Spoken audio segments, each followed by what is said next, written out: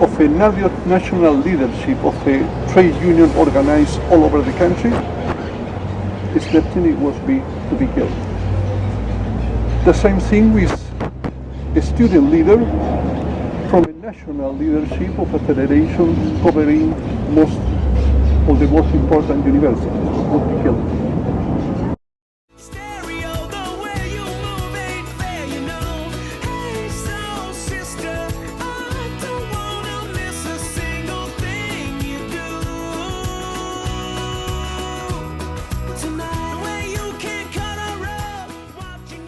They lack basic education, water, food, health care, and land.